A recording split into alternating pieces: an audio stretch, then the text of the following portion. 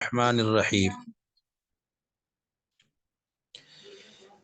اعوذ باللہ من الشیطان الرجیم کو تعوذ کہا جاتا ہے، تعوذ، اور ایک اس کا دوسرا نام بھی ہے۔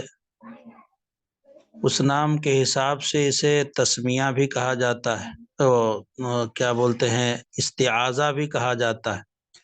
تو ایک نام تو تعوذ ہو گیا اور ایک نام اس کا ہو گیا استعاذہ۔ تو اب اگر کوئی پوچھے کہ اعوذ باللہ من الشیطان الرجیم کو کس نام سے قراء جانتے ہیں، یا علماء کرام کے درمیان یہ کس نام سے مشہور، تو ایک نام تو اس کا ہو گیا تعوذ اور ایک نام ہو گیا اس کا استعاذہ۔ ہو سکتا ہے کہ یہ دونوں نام آپ کو یاد رہے۔ بہرحال یہ تو نام کے سلسلے میں بات ہو گئی۔ اعوذ باللہ من الشیطان الرجیم پڑھنا واجب ہے، فرض ہے، سنت ہے یا مستحب ہے؟ تو تلاوت سے پہلے یعنی قرآن پاک کو پڑھنے پڑھانے سے قبل اعوذ باللہ من الشیطان الرجیم پڑھنا جمہور علماء کے نزدیک مستحب ہے، یعنی اگر کسی نے نہیں پڑھا تو قابل ملامت نہیں ہے، پڑھ لینا چاہیے، بہتر ہے جمہور علماء کے نزدیک۔ بعض لوگ یہ کہتے ہیں کہ تعوذ یا استعاذہ یہ واجب ہے اور بغیر اس کو پڑھے کوئی قرآن پاک تلاوت کرے گا تو گنہگار ہوگا گا۔ لیکن میں نے آپ کو جمہور کا نقطہ نظر، جب جمہور بولا جائے تو مطلب یہ ہوتا ہے کہ عام لوگوں کو اسی قول کو اختیار کر کے اسی پر عمل کرنا چاہیے۔ تو تعوذ اور استعاذہ بعض لوگ کہتے اس کا پڑھنا واجب ہے، جمہور علماء کہتے ہیں کہ اس کا پڑھنا مستحب ہے، اور بعض علماء ایسے ہیں جو یہ کہتے ہیں کہ زندگی میں ایک بار واجب ہے اور اس کے بعد پھر مستحب ہے۔ بہرحال جو بھی ہو پڑھنا چاہیے۔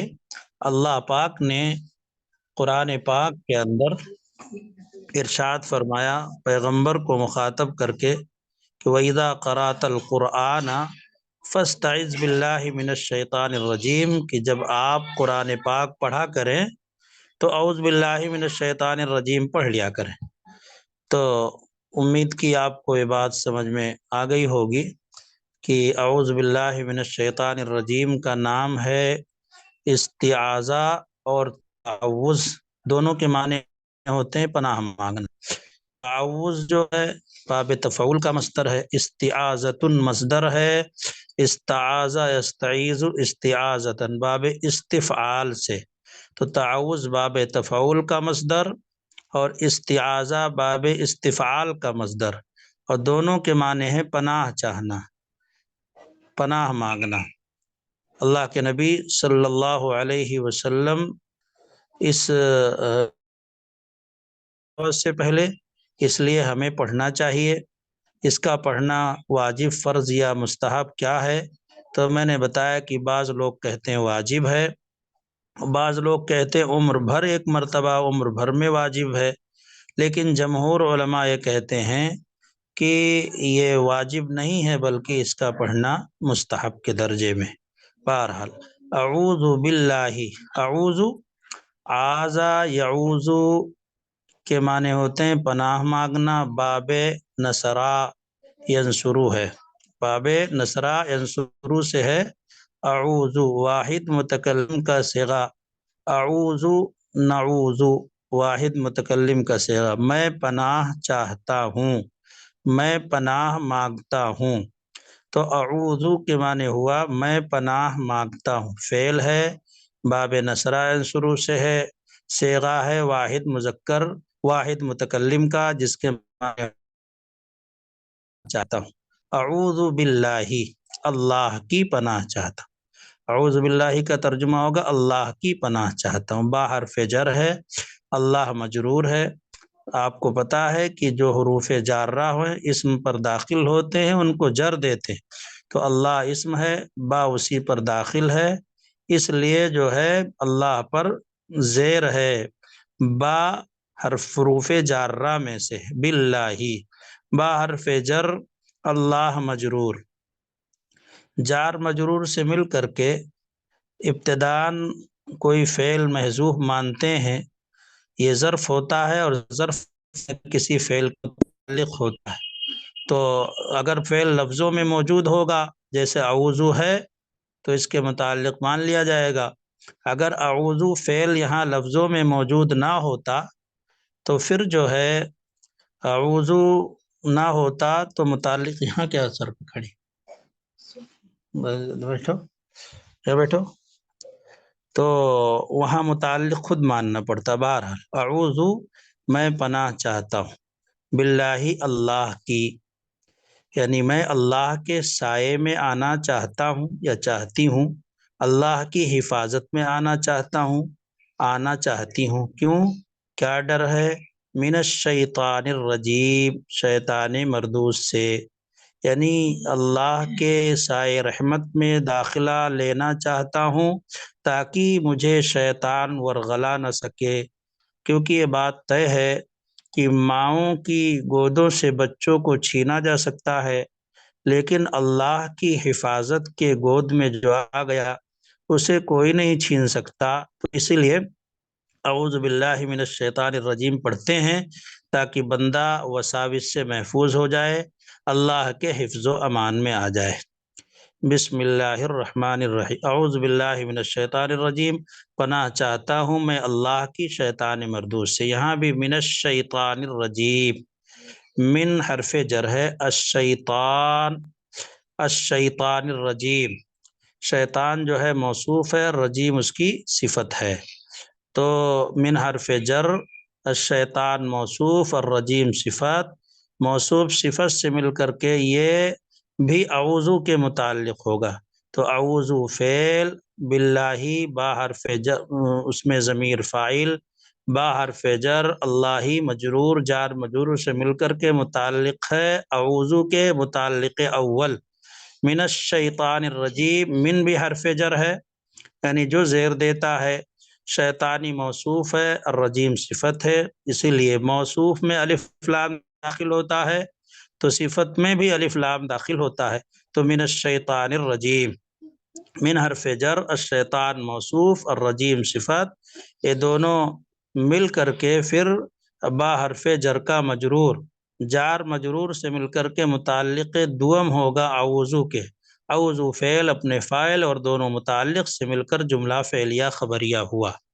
بہت ممکن ہے کہ آپ کو ترکیب سمجھ میں آ گئی ہوگی۔ بسم اللہ الرحمن الرحیم، شروع کرتا ہوں اللہ کے نام سے جو بڑا مہربان نہایت رحم والا ہے۔ شروع کرتا ہوں اللہ کے نام سے جو بڑا مہربان نہایت رحم والا ہے۔ با حرف جر، اسمی یہ جو ہے مضاف، اللہ مضاف الیہ، مضاف مضاف الیہ سے مل کر کے موصوف، الرحمن صفت اول، الرحیم صفت ثانی، اللہ اپنے دونوں صفتوں سے مل کر کے اسمی مضاف کا با حرف جر اور اسمی جو ہے مضاف، اللہ موصوف، الرحمن صفت اول، الرحیم صفت ثانی، تو اب ترکیب اس کی یہ ہوگی، ترکیب اس کی ہوگی کہ با حرف جر، اسمی مضاف، اللہ موصوف، الرحمن صفت اول، الرحیم صفت ثانی، موصوف اپنے دونوں صفتوں سے مل کر اسمی مضاف کا مضاف الیہ، اسمی مضاف اپنے مضاف الیہ سے مل کر با حرف جر کا مجرور، جار اپنے مجرور سے مل کر متعلق ہوتا ہے، میں نے بتایا تھا لفظوں میں کوئی فعل ہوتا ہے تو اس کے متعلق ہوتا ہے، اگر فعل نہیں ہوتا ہے تو اسے محذوف مانا جاتا ہے، تو یہاں فعل نہیں ہے اس لیے محذوف مانیں گے فعل ابدؤ یا اشرع، اصل لفظ ہوگا اشرع بسم اللہ الرحمن الرحیم، شروع کرتا ہوں اللہ کے نام سے جو بڑا مہربان نہایت رحم والا، تو یہ بات سمجھ میں آ گئی کہ با یہاں حرف جر ہے اور اسمی یہاں مضاف ہے، اللہ موصوف ہے، الرحمن صفت ہے پہلی، الرحیم صفت ثانی ہے۔ اللہ موصوف بنایا تھا، اس کے دونوں صفت مل کر یہ اسمی کا مضاف الیہ ہو گئے، بتا دیا۔ اللہ کس کو کہتے ہیں؟ اگر کوئی پوچھے، جیسے میں نے پوچھا تھا کہ قرآن کریم کسے کہا جاتا ہے، تو ہر چیز کی ایک تعریف ہوتی ہے جو اس کے تعارف کا ذریعہ ہوتی ہے۔ اس لیے اللہ کے بارے میں اگر کوئی پوچھے تو پہلے تو یہ بات جان لے کہ اللہ اسم ذات ہے، اللہ تبارک و تعالی اللہ اسم ذات ہے، اللہ علم، اللہ علم ہے، اسم ذات ہے۔ تو اللہ تعالیٰ کی تعریف کی گئی ہے کتابوں میں، جو بڑی کتاب ہے، واللہ علم علی الاصح للذات الواجب الوجود المستجمع لجمیع صفات الکمال۔ اللہ کی تعریفیں کی گئی ہے، سب لکھنے کی باتیں ہیں، کہیں نہیں آپ کو ملیں گی یہ باتیں، یہ تو بہت محنت سے نکالی جاتی ہیں۔ اللہ علم، اللہ علم ہے، نام ہے، کس کا؟ ذات واجب الوجود کا، یعنی جو ہمیشہ سے ہے، ہمیشہ رہے اس ذات کا نام۔ اللہ نام ہے ایک ایسی ذات کا جو ہمیشہ سے ہے، ہمیشہ رہے گی۔ تو اللہ علم، صحیح قول کی بنیاد پر اللہ نام ہے، کس کا نام ہے؟ اس ذات کا جو ہمیشہ سے ہے، ہمیشہ رہے گی۔ المستجمع لجمیع صفات الکمال، جس کے اندر ہر خوبی موجود ہے اور جو ذات ہر خامی سے منزہ اور مبرہ ہے، اسے اللہ کہتے ہیں۔ تو اللہ نام ہے، کس کا نام ہے؟ اس ذات کا جو ہمیشہ سے ہے، ہمیشہ رہے گی، اور جس کے اندر تمام خوبیاں موجود ہیں اور ہر خامی سے جو پاک ہے، یہ اسی ذات کا نام اللہ ہے۔ ممکن ہے کہ اللہ کیا چیز ہے، پہلے تو صفت ہے یا علم ہے؟ تو میں نے بتایا کہ علم ہے یعنی نام ہے۔ کس کا نام ہے؟ بتا دیا کہ اس ہستی کا نام ہے جو ہمیشہ سے ہے، ہمیشہ رہے گی، اور جس کے اندر ساری خوبیاں ہیں اور سب خامیوں سے جو پاک۔ الرحمن، میں نے بتایا اللہ کی صفت ہے۔ رحمان بھی رحیم سے مشتق ہے، اور رحیم بھی رحیم سے مشتق ہے۔ رحیم، را ہا میم مادہ، جس کے معنی ہے مہربانی کرنا، رحم کرنا۔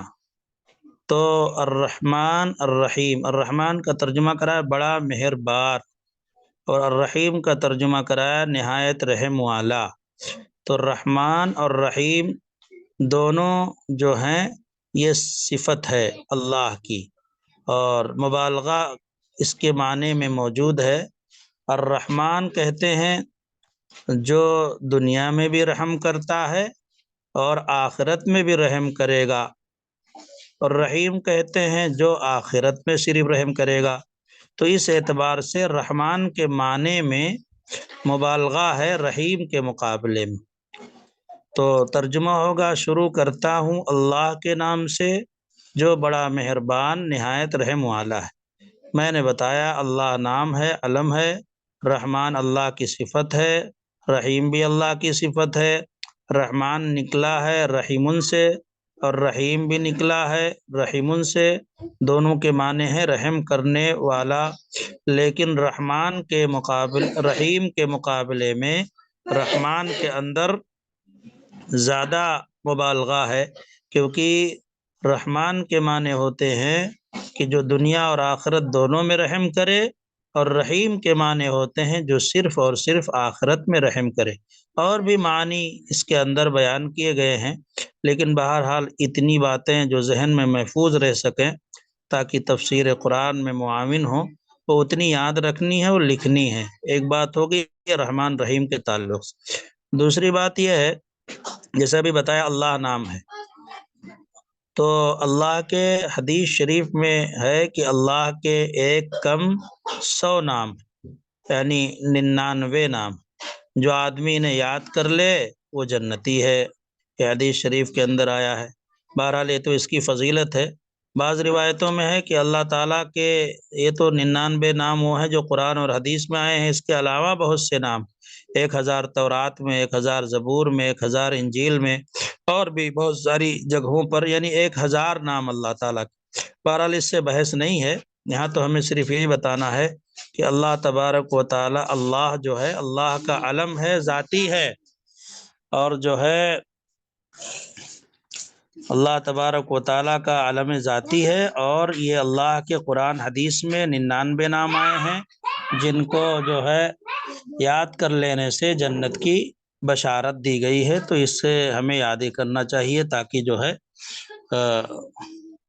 ہم جنت کے مستحق ہو سکیں۔ بہرحال تو بسم اللہ الرحمن الرحیم، رحمان اور رحیم کے بارے میں بتا ہی دیا کہ رحمان اور رحیم دونوں کے معنی ہیں رحم کرنے والا، ایک میں زیادہ مبالغہ ہے اور دوسرے میں اس کے اعتبار سے کچھ کم ہے۔ تو شروع کرتا ہوں اللہ کے نام سے جو بڑا مہربان نہایت رحم والا ہے۔ اس میں شروع کرتا ہوں کا ترجمہ ابدؤ کا ہوا، ابدؤ کا ترجمہ ہوا، میں نے بتایا ابدؤ بسم اللہ الرحمن الرحیم جو محذوف ہے، تو بات سمجھ میں آ گئی ہوگی۔ تو اعوذ باللہ من الشیطان الرجیم، پناہ چاہتا ہوں میں اللہ کی شیطان مردود سے۔ بسم اللہ الرحمن الرحیم، شروع کرتا ہوں اللہ کے نام سے جو بڑا مہربان نہایت رحم والا ہے۔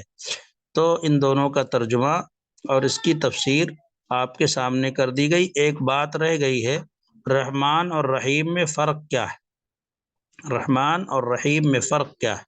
تو معنی کے اعتبار سے فرق یہ ہوا کہ رحمان کے اندر زیادہ مبالغہ ہے رحیم کے مقابلے میں، کیونکہ جو دنیا آخرت دونوں جگہ میں رحم کرے وہ رحمان، اور جو آخرت میں صرف رحم کرے وہ رحیم۔ ایک بات تو ہو گئی۔ دوسری بات یہ ہے کہ رحمان خاص ہے اللہ کی ذات کے لیے، یعنی اللہ کی ذات کی صفت صرف رحمان آ سکتی ہے۔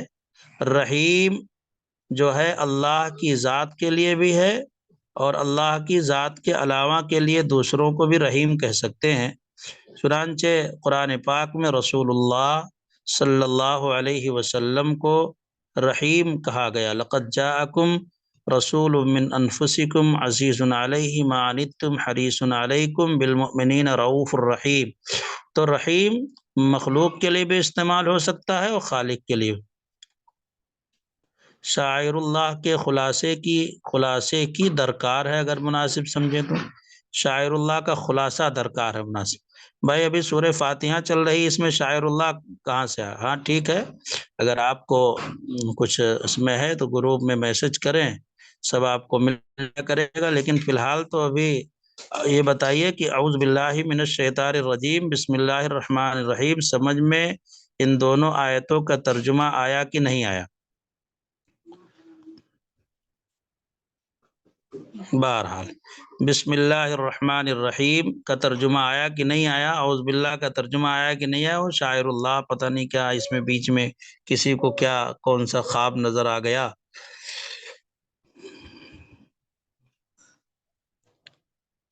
بہرحال اب اس کے بعد آپ کے سامنے جو صورت ہے وہ سورہ فاتحہ ہے۔ دیکھیے سورہ فاتحہ جو ہے نا، فاتحتن کے معنی ہوتے ہیں آغاز کرنے والی، فتح یفتح، فتحن کے معنی کھولنا، شروع کرنا، تو اسی سے سورہ فاتحہ جو ہے فتح یفتح سے اس میں فاعل ہے، اور فاتح مذکر ہے، فاتحۃ مؤنث ہے، تو فاتحتن کے معنی یہ ہو گئے آغاز کرنے والی۔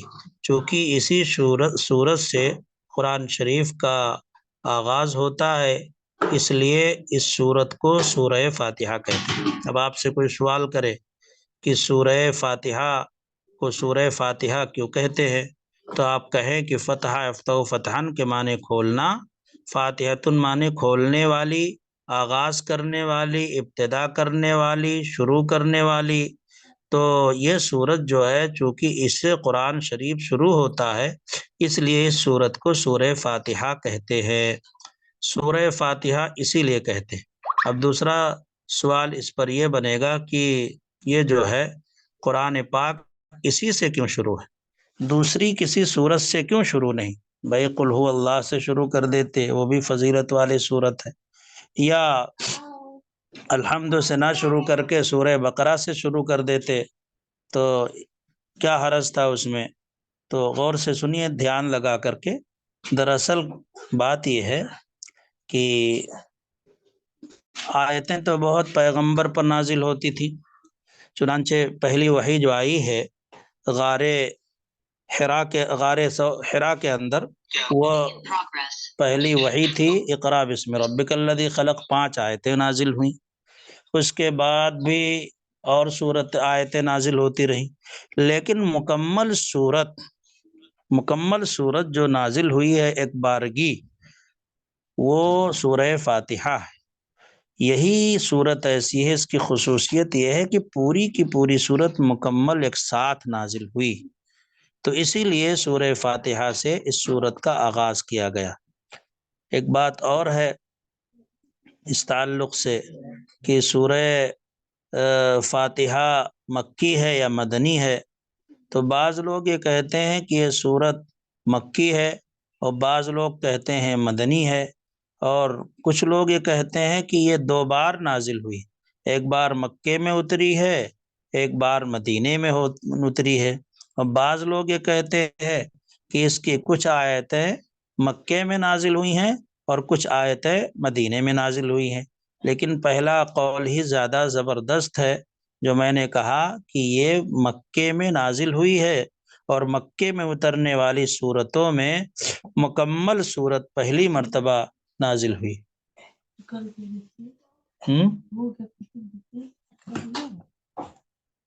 نہیں چل رہا ہے بھائی. تو اس لیے بہرحال تو سورہ فاتحہ کا مطلب میں نے آپ کو بتا دیا کہ فاتحہ مانے آغاز کرنے والی، چونکہ اسی سے کلام اللہ کا آغاز ہو رہا ہے. دوسری بات یہ ہے کہ سورہ فاتحہ جو ہے اسی سے آغاز اس لیے ہو رہا ہے کہ مکے میں اترنے والی مکمل صورتوں میں پہلی صورت ہے، اسی لیے اس سے آغاز ہو رہا ہے.